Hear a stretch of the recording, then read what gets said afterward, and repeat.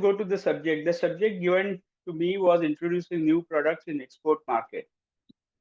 So I happen to have a recent experience about this matter. To start the subject, let us first ask ourselves: Have we ever thought that how a product, a well-known product, ends up in a specific retail store?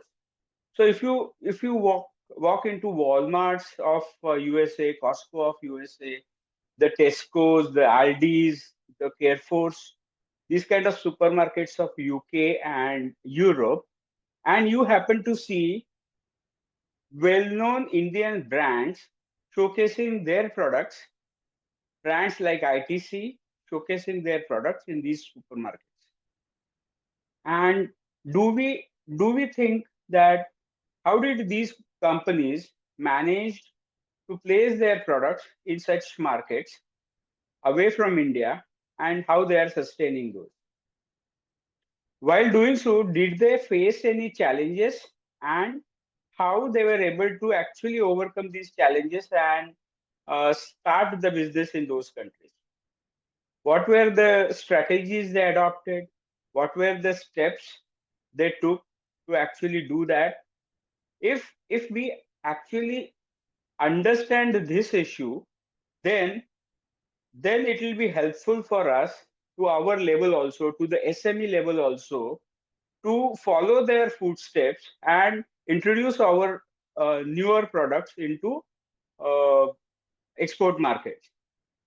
So what do you say? This is the framework of uh, my talk of this today's evening.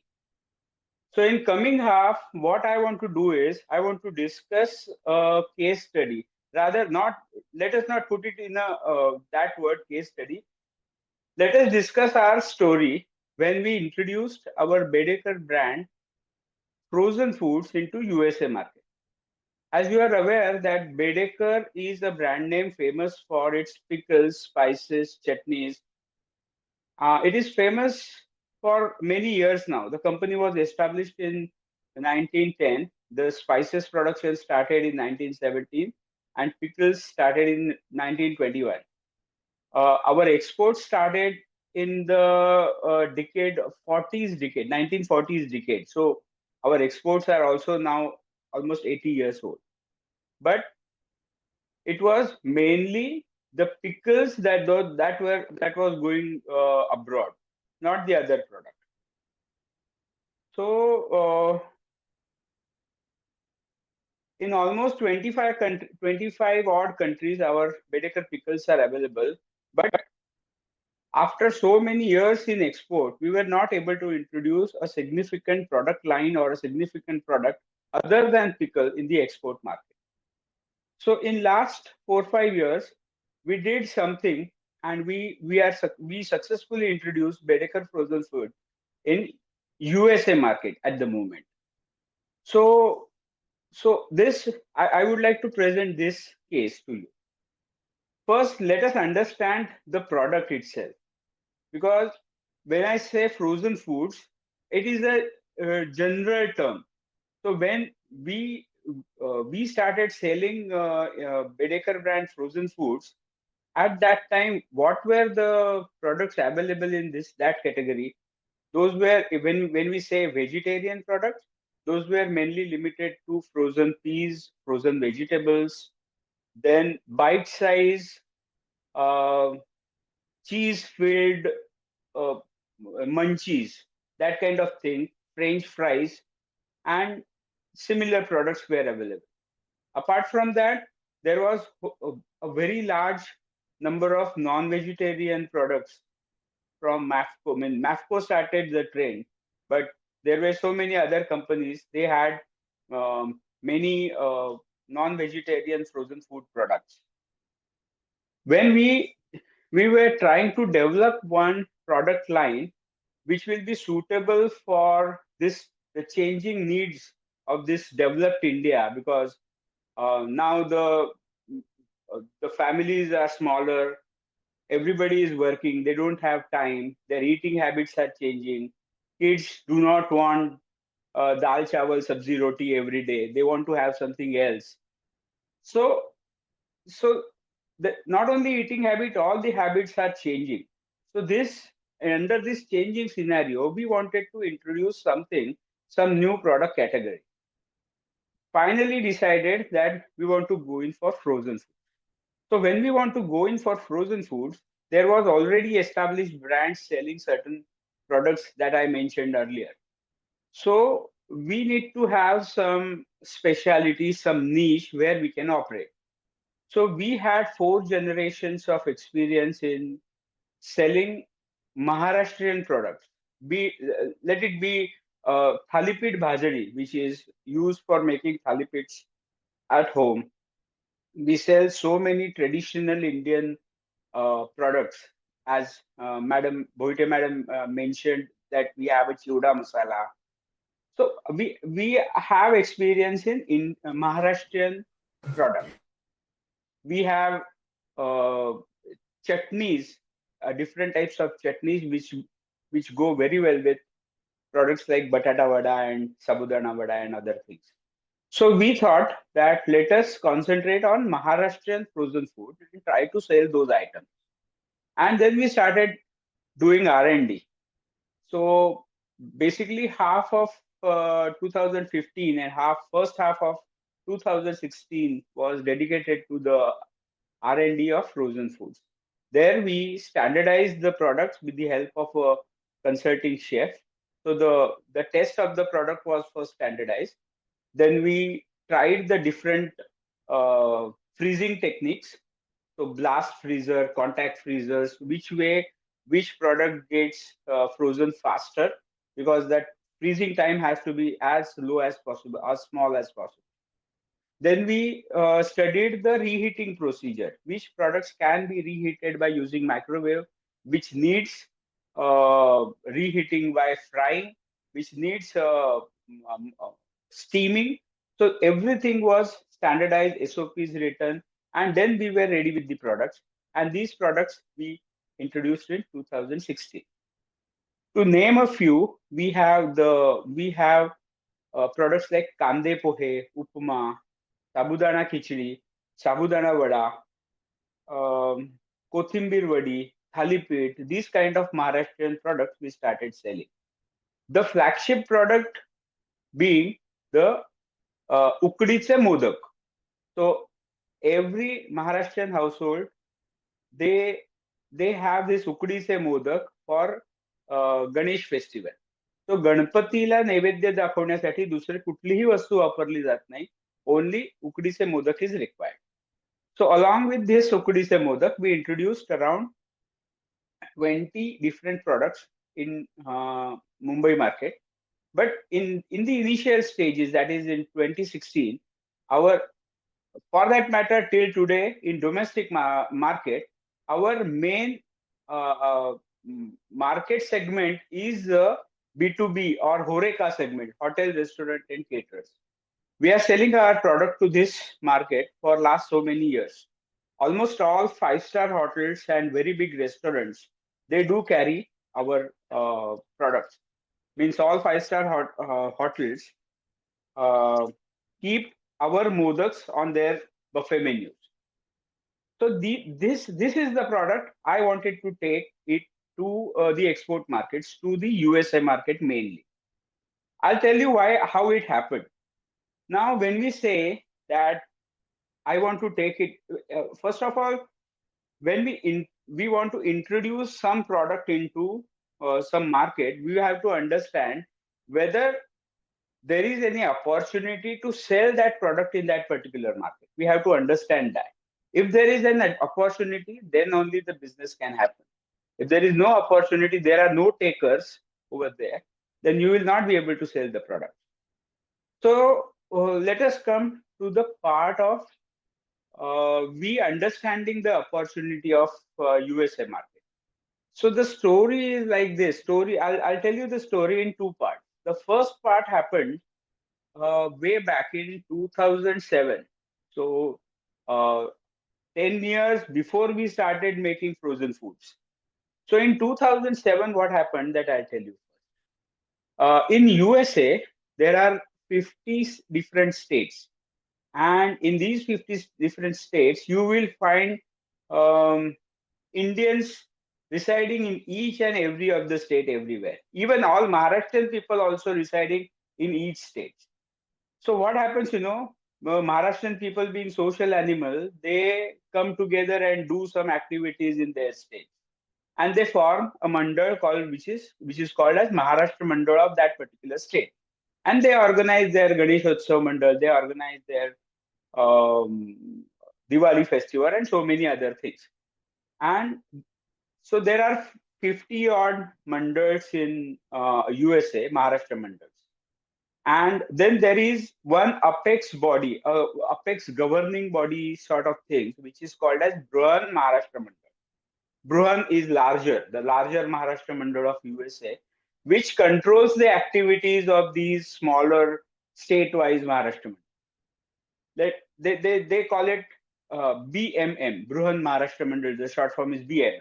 This BMM people, they organize one convention every 2 years, and what they do is it's to be means to put it in a short term, it is a cultural extravaganza, Maharashtrian cultural extravaganza that happens in US every 2 years. Almost few thousand people gather together for 3 days, and the programs are jam packed since morning 9 o'clock to night 10 o'clock. Programs keep on happening, and whoever wants to see whichever program, they just sit, they enjoy, there are a lot of activity going on for those 3 days. So that kind of um, sammelan or conventions happens in US. Now, for us who are already exporting our pickles in US, it is a very good platform to promote our product. And that's why we get associated with these BMM conventions. In 2007, I was there. I went to US as usual to promote our pickles in on our stall and to Maharashtra Mandal and all. We were one of the sponsors of that convention. There, what happened, as usual, as per the earlier Maharashtra conventions, everything was really well planned. So the programs were planned, they were happening accordingly. The menus were elaborate, they were very good. Everything was happening as per the plan. But on one day, I found one discrepancy. The discrepancy was in the menu list, they had mentioned that today's sweet is ukdi se modak. And when we went to the buffet, modaks were not there. And instead of that, they served puran poli. Everybody, all the attendees, there were 3,000 people attending that function. So everybody was asking the same question, where are the modak? But the answer was that the contractor who had taken the contract for the catering service, he was supposed to bring in skilled laborers from India to US to make those many number of modaks. First, let us understand modak is a handmade product. It takes a lot of time and lot of manpower. So at least two modaks to be served per person, 3,000 people. So 6,000 modaks to be prepared in one day. So they needed skilled laborers, and he had planned to bring those skilled laborers from India, and somehow he couldn't get visa for those people, and that's why he couldn't make modak at that function. So what he did was the uh, the product or the puran poi, which is shelf stable at ambient temperature, he bought it from India, uh, brought it in by airmail, and served it.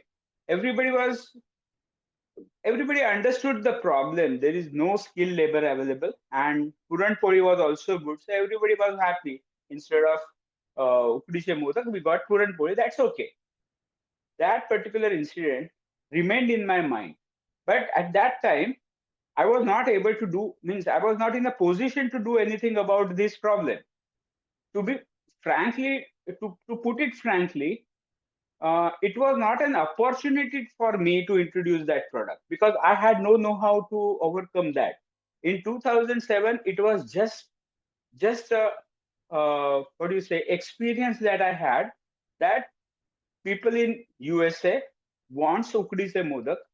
There are no skilled people, more skilled people who can do modak there in large quantities. Some household used to do it, but large scale it is not possible.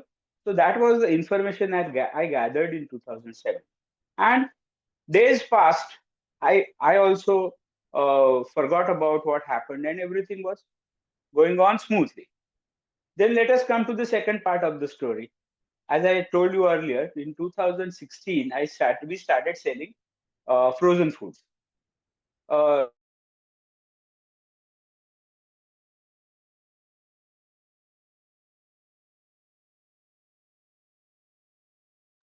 I think video has been paused. 17 Ganpati. Pardon? Yeah.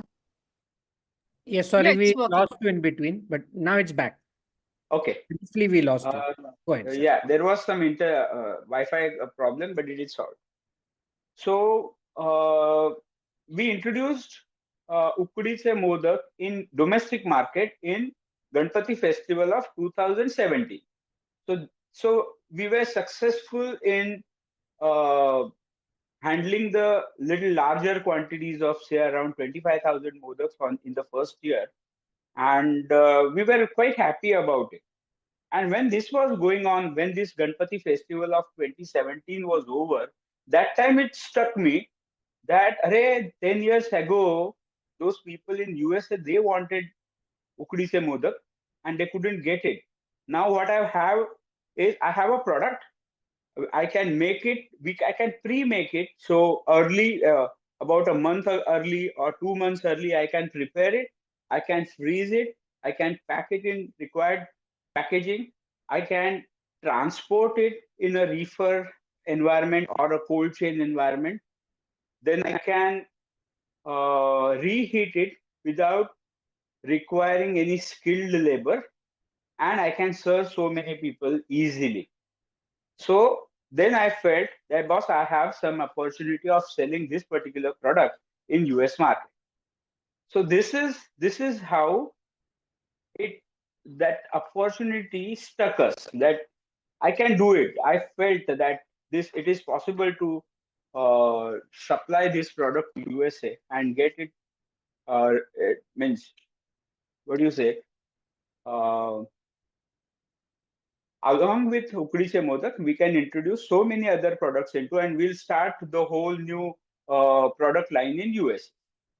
Now, once opportunity is there, it is finalized that we can do it, then we started looking at how we can do it. And then one after the other, challenges started coming. What has happened? I have a needy client in front of me. So BMM, as a group, they wanted a large quantity of modaks, and if I can supply them, they are happy to buy it from me. So there is a needy client. But uh, but to make that product available to them, is it a really easy process? It is not, because there are so many things that come in between. I'll tell you one few. There are 3, 4 challenges basically. If we consider the basic or the important challenges, first important challenge was scalability and sustainability. Why these two I mattered was I was doing around 10 to 15,000 to 25,000 modaks in the first year. Now, when I want to sell it to US, the first customer I have is the BMM. They are going to take 10,000, and plus some other customers will be taking some products. So again, the quantity will be going to around 25,000. Till that time, I was making it by hand, manual operation, and scaling up to that levels were really difficult, because getting a qualified or rather skilled labor was difficult, and they are not cheap. They are costly. We have to pay them by piece. So my profit margin is again limited. So there was a problem of scalability because number of skilled laborers available were less, and there was problem of sustainability because it was too costly to make it by hand. The second problem I had was the logistic. The logistical nightmare was much horrible. I'll tell you why. We are talking about the next BMM convention, which was supposed to happen in 2019 in Dallas. The Dallas convention organizers were estimating that 5,000 people will attend the Sammelan. If we want to serve 2 modaks per person, the order will be of 10,000 modaks to BMM convention. Now we feel that 10,000 modak is a big quantity, right? So when we started looking into the modus of transportation and all, the cheapest way to transport a frozen fruit from India to US is through 40 feet reefer container. So by air, it is too costly. It has to go. Secondly, air does not give you refrigerated transportation. They give transportation at 2 degrees centigrade. It is a chilled transportation, not the refrigerated transportation. So the only way remains is by sea. When it goes by sea, there is a 20 feet container and a 40 feet container, but the freight difference is not much. And 40 feet container takes up doubles the consignment, 2 times the consignment. So obviously, 40 feet consignment was the only modes of transportation of my order. We are talking about 10,000 modak. When we pack it in our cartons, that volume is just 4% of the total 40 feet container volume. So imagine the order I felt, which is a large order of 10,000 modaks, it is occupying only 4% of my container, which I need to ship to US. So I need to get 96% of order generated to make it commercially viable. So this was one of the biggest problems that I had. Third problem that I had was getting a good distribution partner. What happens, the 40 feet reefer container that I export to US, it has to be kept into refrigerated system, that is cold stores at minus 18 degrees centigrade. Now, whoever sets up that refrigerated cold storages, they utilize it fully. So generally, they do not have extra space available. Then if you want to keep the container into the public warehouses, that it becomes very costly. So to find a distribution partner who has sufficient quantity of or sufficient space to keeping my container was one challenge. Secondly, a 40 feet reefer container valuation also is very high, so that distributor should be ready to invest into my product to that extent. This was the second. The one who's interested in investing generally are the people who have their own brands. So that distributor always has his own brand, and when he comes across such products, which has a potential to become a good selling product, he will ask me that you supply me in his brand name and not Bedecker brand. So we were not ready for that. So again, this was again a hurdle.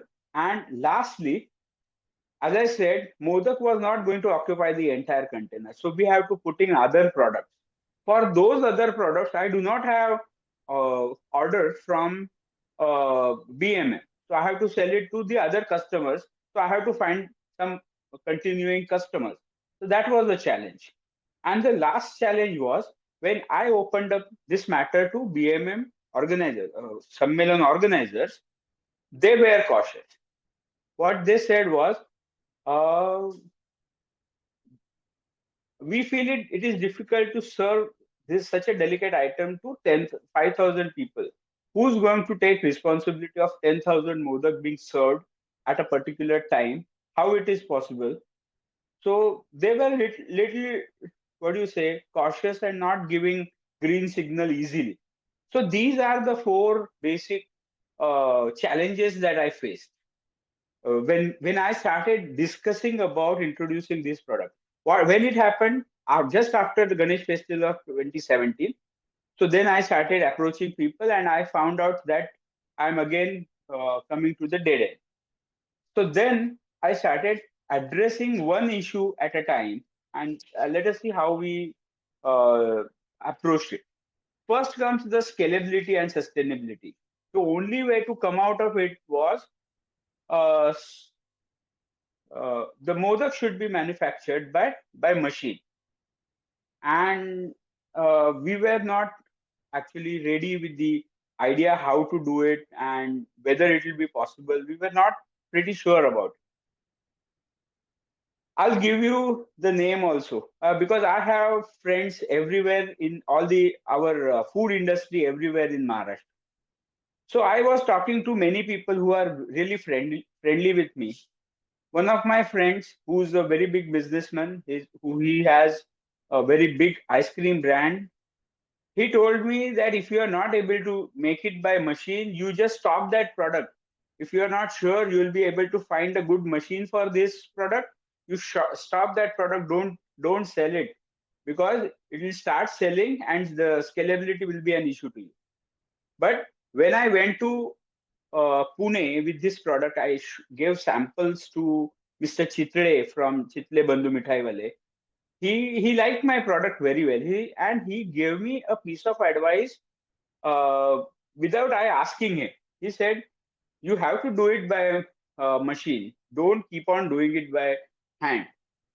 And he suggested me the company who makes that particular good quality encrusting machine. And he asked me that.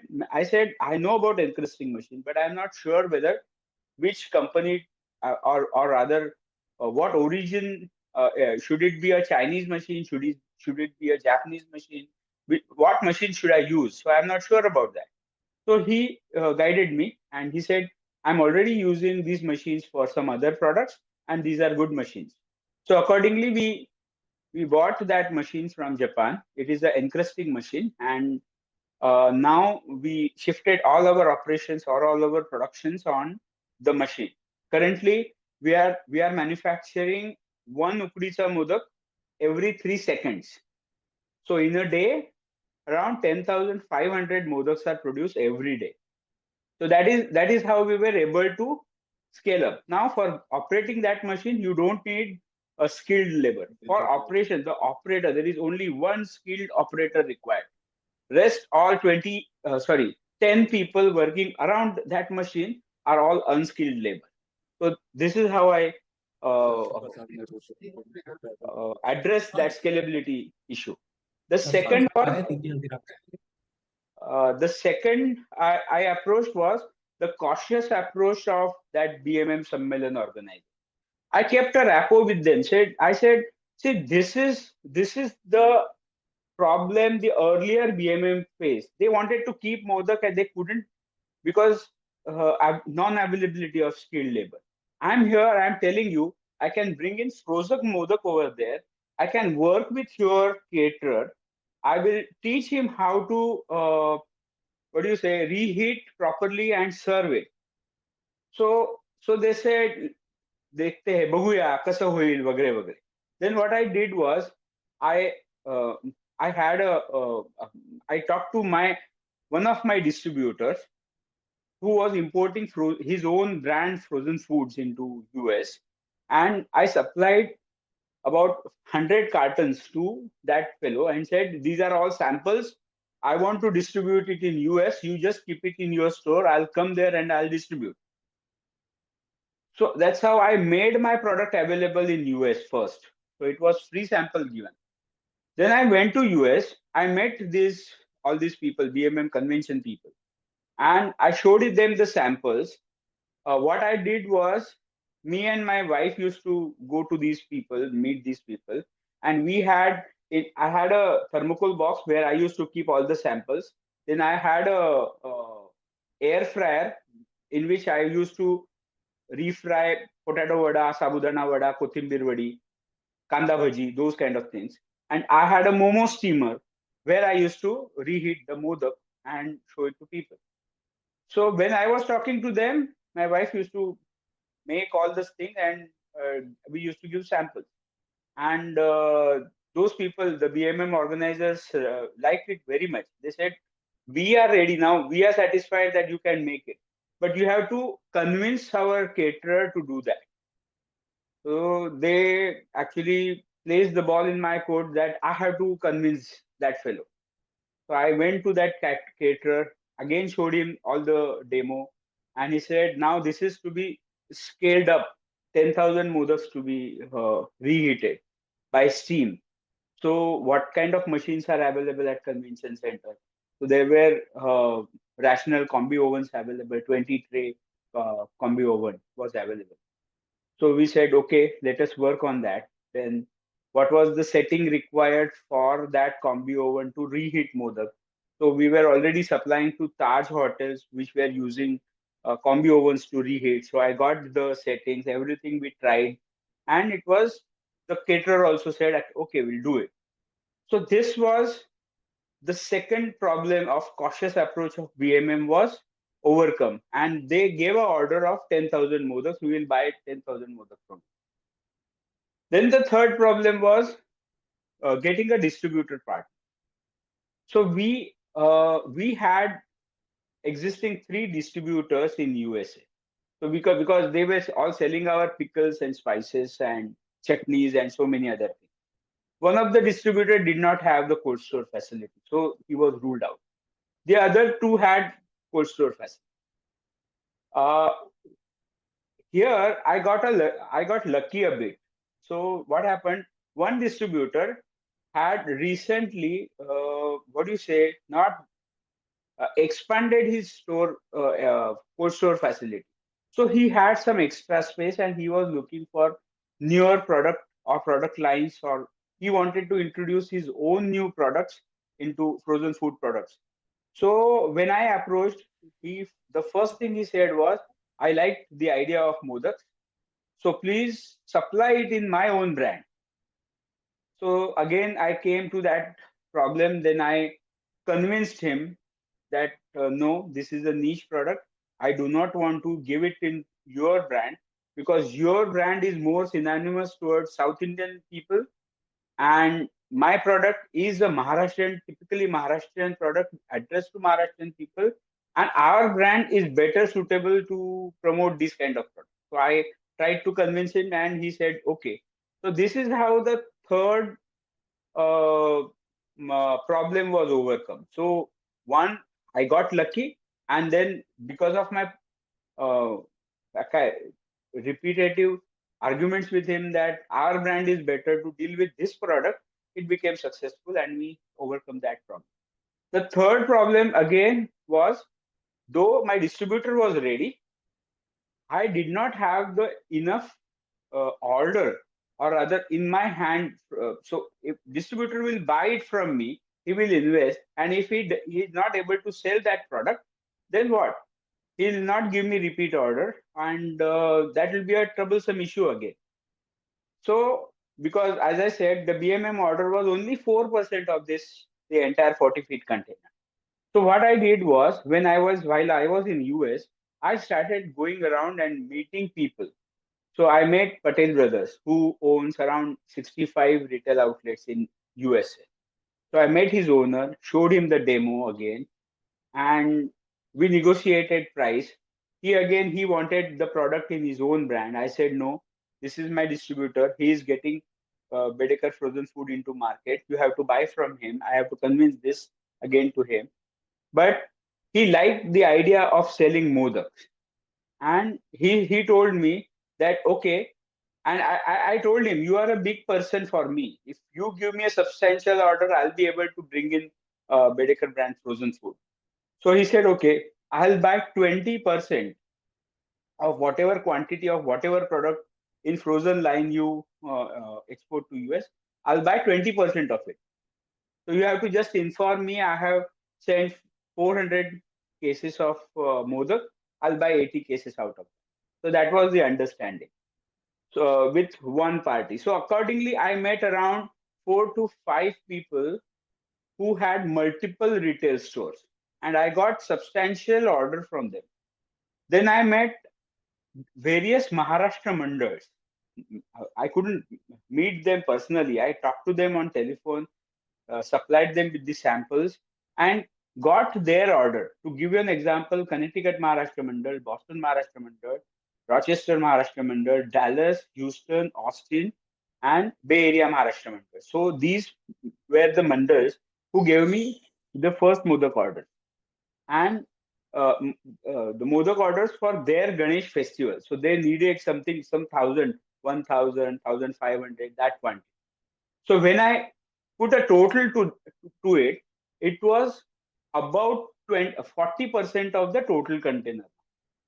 So initially I had only 4% order. Now I had 40%. Then I said to my distributor, boss, I have worked and I have generated 40% container order. Now you make it a full container and you bring it here. So that's how the fourth problem was overcome. And that's how we finally, so the process started somewhere in end of 2017, that is December 2017. And the first consignment was exported to USA in April 2019. So 1.5 years I was trying to tackle all these challenges, and I was successful doing that. And first for 40 feet container was exported in 2019. This current year, we are planning to export 8 full 40 feet containers to US of all Bedecker frozen foods. My first order of Ukdiche Modak to US was of 20,000 Modaks. So 10,000 to the BMM plus 10,000 others. So 20,000 Modaks were first supplied in 2019. This year, as we speak now, my factory is already processing this year's Ganesh Festival order for USA. This year's order is of 2 lakh Modak. So that we are currently processing. And this is how we, to sum up, this is how we were able to understand the opportunity, overcome all the challenges, and introduce Bedecker frozen food in US market. So, and before I conclude, these challenges always keep on coming back to you every now and then. I'll give you this year's one example. When I joined this meeting, Mr. Lele asked me one question whether the tariff hit you. So I'll give you what happened this year. So this year I was demanding an order of 250,000 Ukdiche Modak from my distributor, because 250,000 is the number which fits into a 140 feet reefer container. So I was asking them कि भैया मुझे 2,50,000 का order दे दो. So initially the distributor calculated certain things and said, I require sabudana vada also, I require sabudana khichdi also. तो उसका 100 carton डाल, इसका 200 carton डाल, ये डाल, and the remaining portion you fill it with modak, which came to around 2,25,000. I said okay, 2,25,000 का order कर देते हैं. That's what our discussion was going on. So I sent him the pro forma. And the next day I heard on news that Trump has put on tariffs on all the countries, and India is to receive a tariff of 26%. So when this matter came up, my distributor again became very cautious. What he said was, "Hey boss, now all the products prices are going to go up by 26%. So the grocery bill of individuals is going to go up by 26%, because Indian people buy Indian groceries only. They do not go and buy from the foreign companies. They need Indian grocery only. So if that is going to happen, the consumer is going to consume less. Whichever is required, that only they will buy, and our sale is going to come down. And I do not want to commit to 2,25,000 Modak. And he slashed down the order to such an extent that much lesser than last year's figure. He gave an order of 1 lakh Modak only. And he gave me few numbers that this is the monthly sale of Modak. Only during Ganpati period, we get a spike and we are able to sell this much. But otherwise, a monthly sale is not very encouraging. And that's why I do not want to commit. And I was then thinking what to do. I couldn't answer him in the next day. And on the second day, again, I heard that the tariffs which was put on India are on hold for 90 days. So So I took that opportunity. I again talked to my distributor. I told him, boss, tariffs are on hold. So the prices are not going to go up. If you bring in modaks before the tariff hits after 90 days, so you are still able to sell modaks at old prices. Second, the data that he supplied, what is the monthly sale and all, I utilized that data only to convince him we can sell 2 lakh modaks in coming three months. So means 2 months prior to Ganpati and 1 month after Ganpati, we'll be able to sell that many quantities. So you should be aggressive right now rather than to be very cautious. And finally, successfully, we closed the order and we are processing currently 2 lakh modaks, and which is supposed to be delivered by me by 10th of May. So this is the story I wanted to tell you. So I will stop now. If you have any questions about this, I can take. Thank you, sir, for having very nice traditional food example, how it exists and how you have taken that an opportunity and did that. I'll give it to the participant. If any questions is there, we can take a Q&A session for 10 or 15 minutes. You can unmute yourself and discuss with sir. Any questions related to the topic? Sir, can I go first? So I observed that there was a lot of hard work you had to do, and a lot of time also was, I think you mentioned from the where you started, it took almost a year and a half. So what can you tell our audience who are here? Because many times they think, "Arey, tomorrow I should get an order, and day after I should start exporting," and things like that, right? So any advice or input? So, not advice as such, but I remember one thing when I started doing R&D for frozen foods. One of our friend, who's a very big businessman, he met me. He tested few of my products. He liked them, but that fellow told me that please keep in mind that first 3 years or first 1,000 days of your business are very important. You might not get the results that you want in those 3 years or 1,000 days, but you have to be persistent. You have to be optimistic, and you have to give your full attention and energy in developing that new business.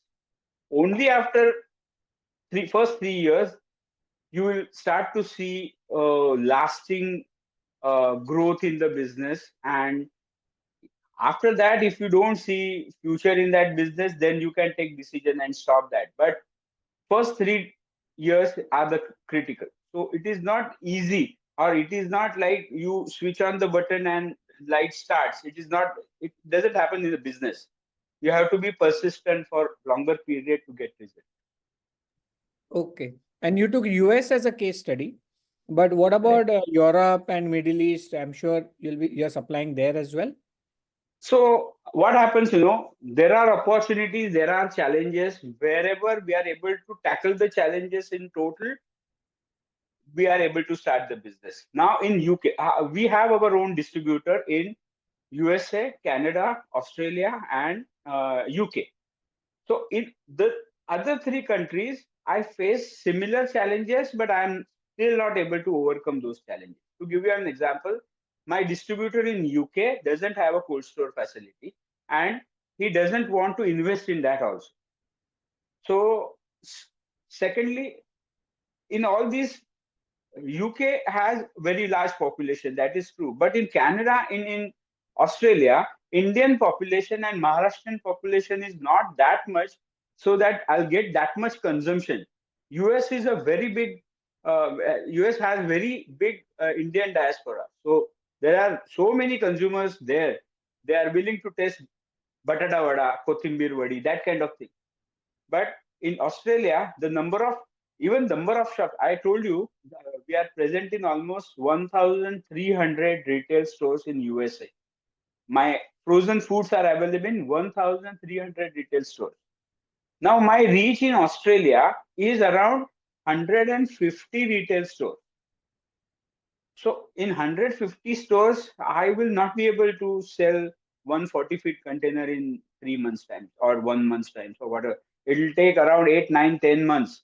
And then it becomes commercially non-viable. So my distributor is not ready to take that step. So I'm not still able to overcome that particular challenge. And you're selling in domestic market also, these modaks? Or Yes. Yeah. Still today, our Maharashtrian products are not getting sold in that much quantity in B2C market. So consumer buying in my pack. What happens? Sabudana vada, when I sell, my sabudana vada, 2 vadas, that is 1 plate of vada, can cost a customer around 80 rupees. Frozen, because the packaging is such, the freezing procedures, cold chain procedures, so many expenses come in. And here on Zomato and Swiggy, they can get freshly made sabudana vada in 10 minutes, 15 minutes time at the same rate or just little higher rate at 100 rupees. So basically, frozen foods in B2C packs are not moving here, but we are selling in B2B, all Horeca segments, all 5-star hotels, all major caterers in Mumbai, all major restaurants in Mumbai are carrying our products. So what are the regulatory challenges you are facing when you're exporting this? As I'm in the regulatory side, so I just interested Yeah. in. So when we are talking about the challenges I face in UK market, again, any product which contains milk and milk products, we cannot export it to Europe and UK. So many of my products, like we have vegetable biryani which contains paneer, it cannot be exported to UK. When I'm exporting to US, any milk and milk product means any product containing milk and milk product has to be certified by export inspection agency prior to export. So, and one more problem is there, that if the milk product content is more than 40%, you are required to get your factory certified by Animal Husbandry Department of Government of India. So I am selling Shrikhand in my domestic market to my hotel and restaurant and caterer people. But I am not able to sell Shrikhand to US market because it contains more than 40% of milk products. And to export that, I need to get animal husbandry certificate, which is very hard to get. It is costly, time consuming, and that is not my main business. Even if I start exporting, I'm going to get hardly, say, monthly 1 lakh rupees business from abroad. So I'm not interested taking up this one more license on my head. So these kind of challenges are always there. When I said pre-shipment inspection, what happens is that it takes up my time. So what it means is, when your entire consignment is ready, then you have to draw samples of the product which contains milk.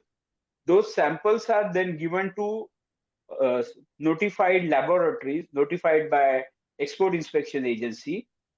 Those lab carry out all the tests required by export inspection agency, and they give report to export inspection agency. After that report is available to them, they certify, or rather they give clearance that this product is cleared for exports to USA, and then only we can do it. This process takes about 8 to 10 days. So my goods are ready, but I am not able to deliver for 10 days. So I have to keep that stock at my end. So that is one problem that I have to face.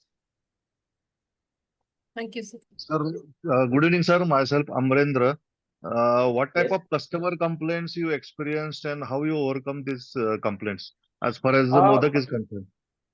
One customer complaint I have experienced 2 or 3 times, means 2 or 3 emails I have received, that received with the photograph that I bought this modak. We opened it, and when we opened it, we found burshi, म्हणजे fungus on the product. So this happened 3 times. So what we did means I wrote a nice email to that gentleman saying that, see, this is the product which has to be kept at a certain temperature to avoid this kind of problem. We make it all, we take all the efforts to maintain the cold chain at our end. All my distribution partners are also experienced people, and they know how to maintain the cold chain. They try to do that. But still, due to some unavoidable circumstances, if that kind of thing has happened in your case, we are sorry for the same, and we are immediately taking action that those products are to be removed from the market and send it for destruction and all. So once I got that time, the batch number of the US consignment was of December some year, 22 or something, and there were 100 cartons in that consignment. So we tried to find out, means we wrote email to wrote email to my distributor that this identify this particular batch number, take it out and all, and we were able to take back around 18 such cartons from the market. Rest we couldn't find. Mostly they were gotten sold, and the problem might have been only towards that particular retail store end. So we never had any other complaints. But those 18 cartons we took back, we destroyed ourselves.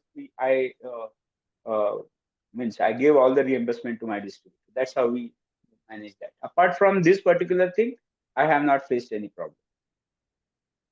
But sir, do you have any vigilance team to take care of these problems?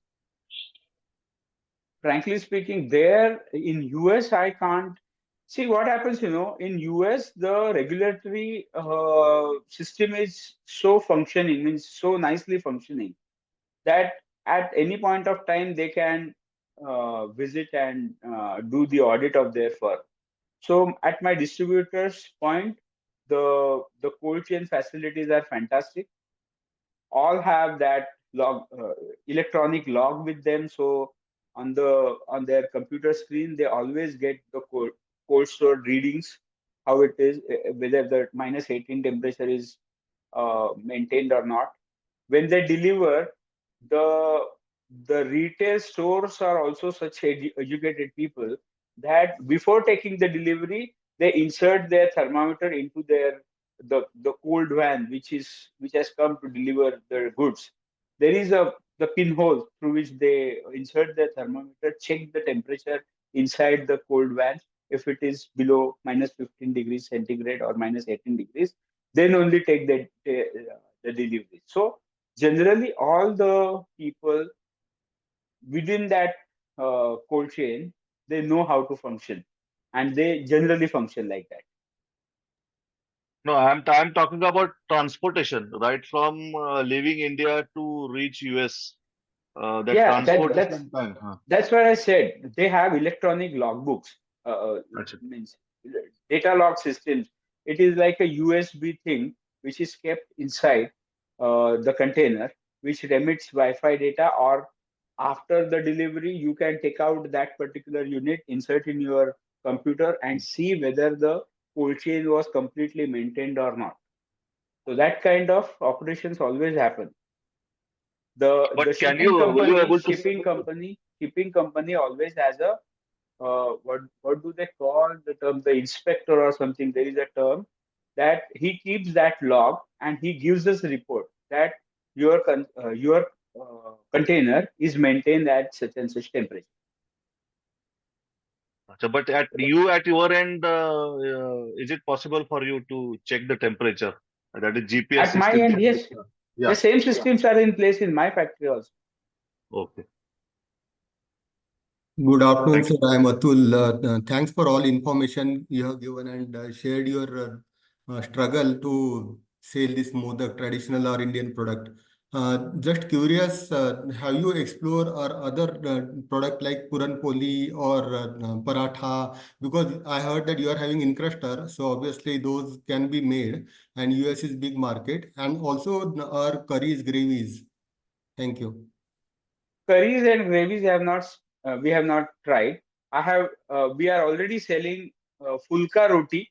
Fulka roti is uncooked fulka that we are exporting, and which is just the pressed poli. It is not roasted at all. That we are freezing and sending. We have aloo paratha and puran poli. These three Indian breads we are already selling. Great, thank you. There's a question in the chat box from Miss Kanika. Yeah. She's asking, do you think it's important to personally go and be present in export countries for making partners in initial setup of your brand? I think that will help the most. But the other alternative that you can have is the exhibitions like Indus Foods, which happens every year in month of January or February. It happens in Delhi or in Hyderabad. other cities also, Hyderabad also sometimes. So that Indus Food is aimed towards facilitating interactions between foreign buyers of foods and Indian manufacturers of food. So you can, if you're not means commercially, if you don't want to spend that much going abroad and meeting people personally, then you can very well take some stall in Indus Foods and meet people. But meeting people is important, face to face. So that gives you much more conversion rate than emailing and talking on telephone. Face to face discussion is most important. Maybe even Gulf food in Dubai and Yes. Noga also maybe in Germany, you suggest? Yeah, but yes, but what happens, when I say Indus is mainly promoting Indian foods in foreign countries. So when you go to Anuga, there are so many stalls and we get lost in the sea of the suppliers. And the buyers are also not particularly aimed towards buying Indian foods. So if you happen to have product like basmati rice, which is generic, so then Gulf food and Anuga is better option to you. But if the product like I am handling, Indus Foods is much better to see. And I think that is paid. I believe it's like 10,000 rupees. So only serious people and serious buyers actually come. Correct. I understand. What happens, government is giving subsidy to foreign buyers to come to Indus Foods. So all my distributors so we are exporting to almost 25 countries now. So all my buyers across the globe, they make it a point to come to Indus Foods every year. So when I'm sitting there with my stall, I get to meet everybody from Africa to Eastern Asia to Europe, everywhere. All the my buyers come to that Indus Food exhibition. So one question has been we have received in the chat box by Kanika. Do you think it's very important to personally go and be present in export countries for making partners in initial setup of your brand? So that's why I said face to face talking is important. If you can go commercially, if it is viable for you to go to foreign countries and meet people, that is most advisable. But if not, participate in exhibitions like Indus Foods and meet those people who come there from foreign countries to meet you. Sir, how about recovery, payment recovery and all that? So there are two things. See, our pickles and spices are being exported for now more than 60, 70 years. So all my distributors are very old and generations are attached to each other. So my US distributor, the oldest distributor, is with us for 2 generations, and we are doing business with him for 2 generations. So, and we have advanced terms for pickles and spices. So whatever pickles and spice that we sell on advanced terms, and it is for so many years together. So it is that recovery is not a problem for pickles and spices. When I wanted to introduce this new product, considering the market requirement, because newer products in US market requires credit. So we started giving credit of 3 months. So you will have to, maybe you'll have to consider giving credit, but then you'll have to take required precautions like taking out the credit report from ECGC or going and meeting those people, what other brands they are doing, whether they are credible brands. So if they are doing business with very creditable brands, that means he must be a good paymaster. Then only these other big companies are giving distribution to him. So that kind of common sense precautions you will have to take when you are extending the credit. But you might have to extend credit. Yes. Will it be advisable to have your own company in those countries and send to that company, and then you do the trading in those local countries? In US, what happens, one company is, many have tried, many have failed. I've seen that in US market, mainly because in US, the size of that country is so big, the logistic is so costly. So, and manpower is costly. So if I want to hire one sales representative in US, the salary plus all the expenses that I'll have to reimburse to him, that is going to go to at least 75 to 80,000 US dollars for one person. Okay. So if you want to have that kind of expense, what do you say, tied up with you, you need to have such a huge business that you are looking at. So in the initial stages, it is difficult. I don't remember even the big basmati people also are successful in handling their own distribution in US. It is not feasible. Big distributors, they have distribution for 3, 4, 5 different companies. That's how their expenses are divided on these 3, 4, 5 companies turnover, and that's how it becomes viable to them. Yeah, I would request Manjari ma'am, you were asking something, hand raised.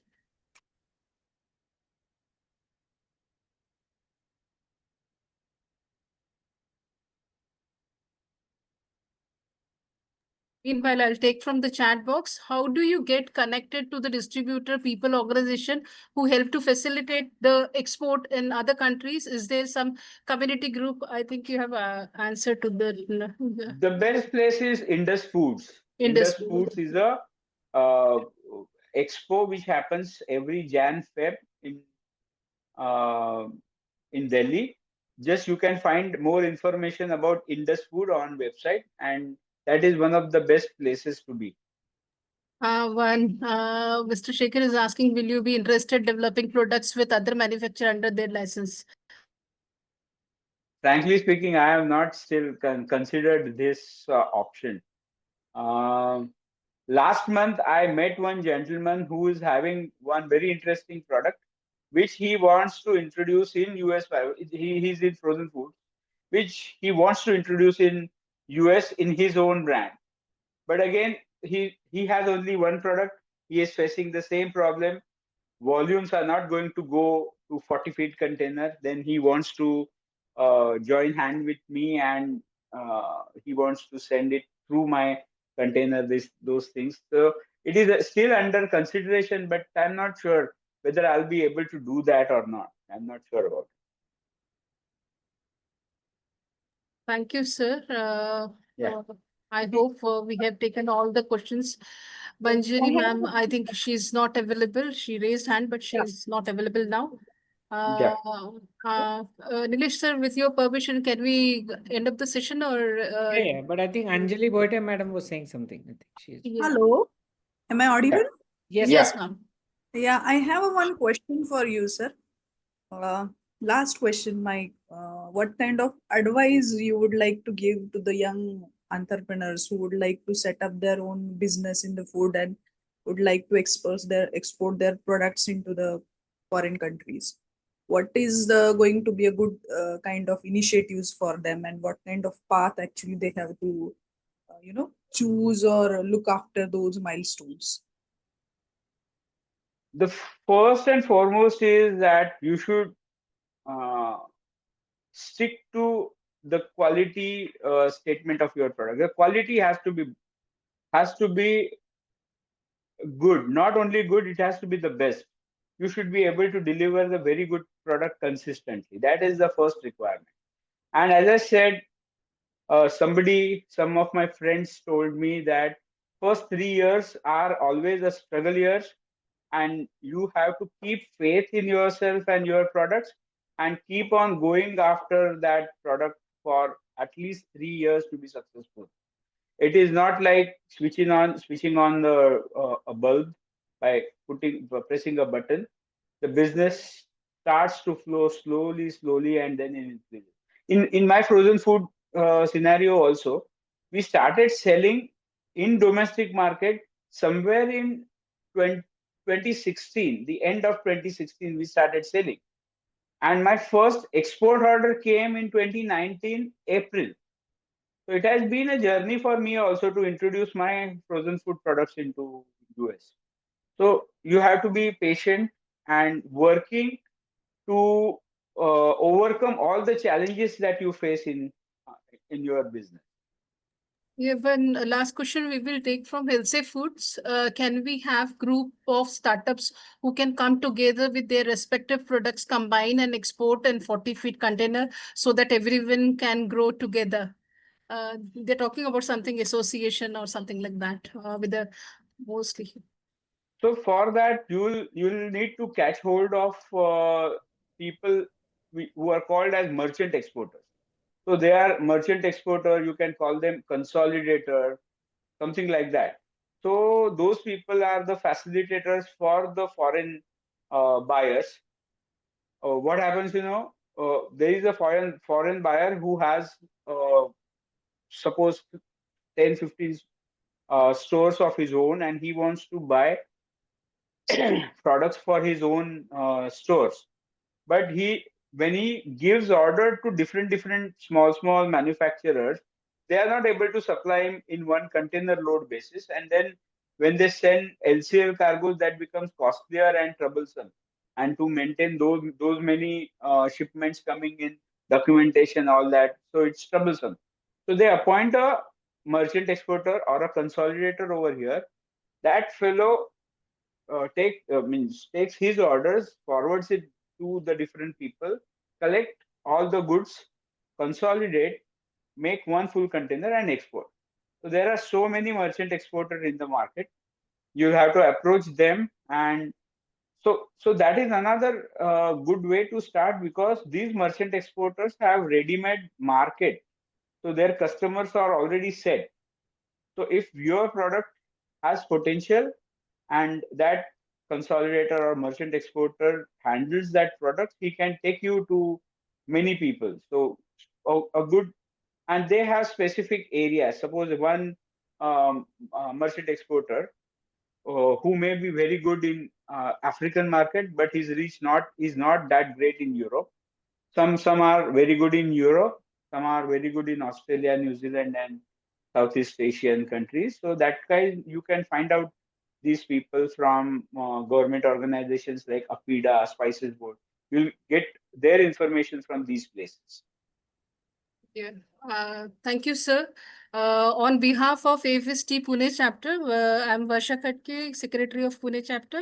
I really thank you for giving us and navigating the challenges and opportunity related to the new products to be put in the export market.